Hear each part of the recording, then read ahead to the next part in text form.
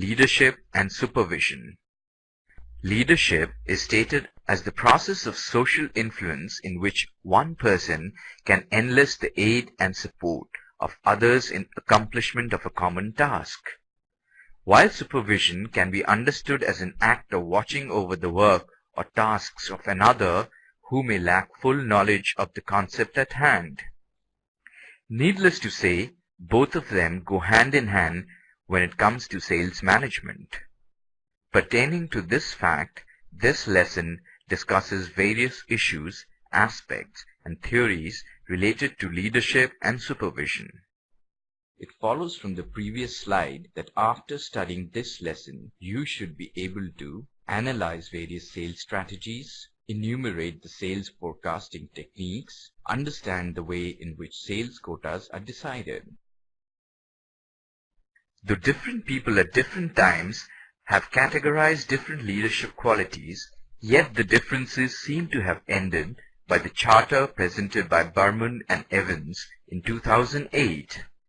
It includes qualities such as leading by example in accordance with the company's core values, building the trust and confidence of the people with which they work, continually seeking improvement in their methods and effectiveness, keeping people informed, being accountable for their actions and holding others accountable for theirs, involving people, seeking their views, listening actively to what they have to say and representing these views honestly, being clear on what is expected and providing feedback on progress, showing tolerance of people's differences and dealing with their issues fairly, acknowledging and recognizing people for their contributions and performance, weighing alternatives, considering both short and long-term effects, and then being resolute in the decisions they make.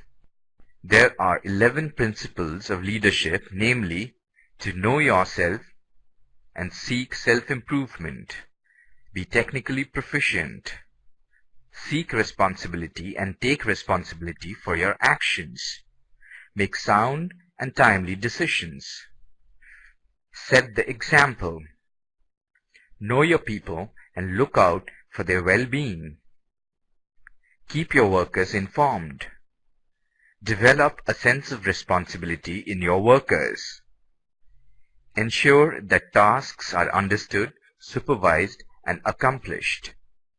Train as a team and use the full capabilities of your organization.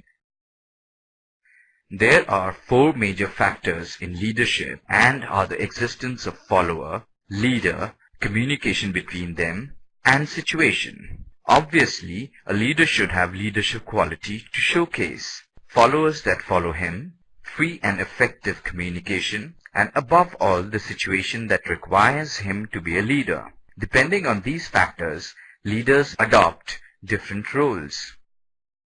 Adopting varied roles from time to time, a leader should create an inspiring vision, establish shared value, give direction, lead change, manage resistance to change, lead by example, demonstrate confidence, win respect and trust without courting popularity. Be enthusiastic, inspire and energize people, create a positive work environment, empower people, delegate authority, be open to ideas, have faith in the creativity of others, communicate openly and honestly, give clear guidelines, set clear expectations, empathize, use team approach, facilitate cooperation, involve everyone, trust your group, rely on their judgment, bring out the best in your people, have common touch with them, coach and provide feedback, permit group decision, help your team reach better decision, monitor progress but don't micromanage, lead team, avoid close supervision, and above all, do not ever boss, do not dictate, and lead team self-assessment. We all know that a leader has the ability to influence others through qualities such as personal charisma, expertise, command of language, and the creation of mutual respect. Along with this, he needs to have good communication skills and personal skills. Leadership uses the background skills of mentoring, decision-making, delegation, and motivating others.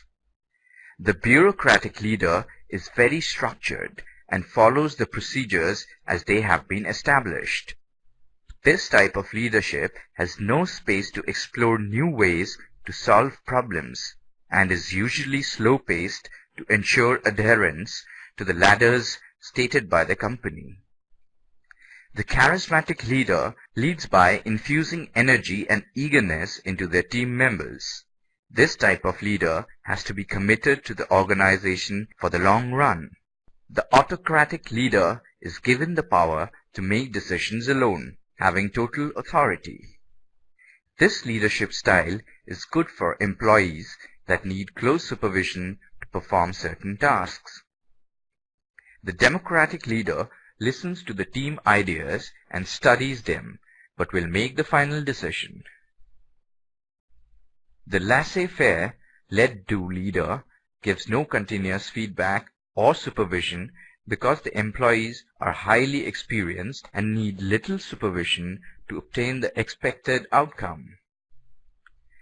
The people-oriented leader is the one that, in order to comply with effectiveness and efficiency, supports, trains, and develops his personnel, increasing job satisfaction and genuine interest to do a good job.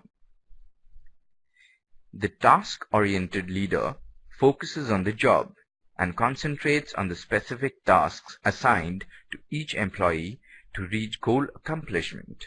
Is determined by various theories like great man theory, trait theory, behavioral theories, participative leadership,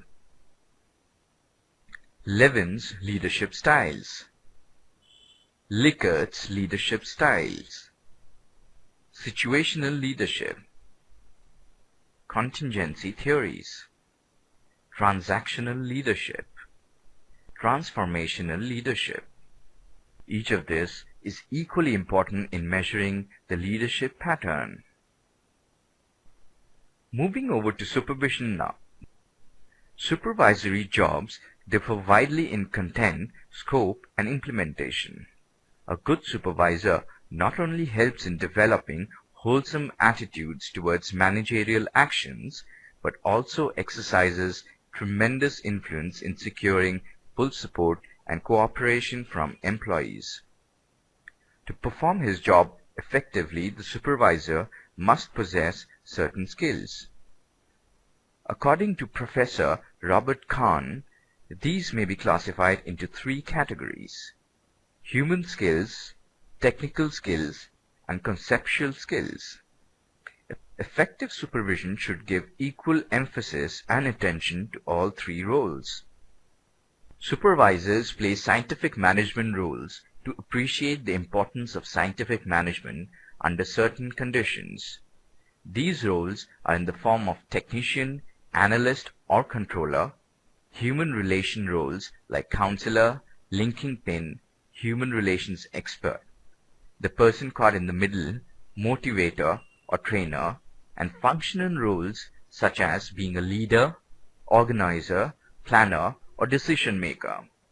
To ensure effective supervision, a supervisor must practice participation, be aware of the resources available to accomplish the prescribed work, know and enforce policies and rules, find out the existing relationships inside and outside the immediate department being supervised, watch waste material loss and time loss, measure performance to aid in having a fair wage plan, secure employees' opinions regarding supervision, and develop capable assistants.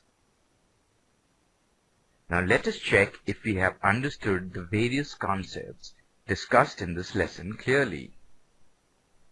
What is the behavior of an individual which directing the activities of a group toward a shared goal?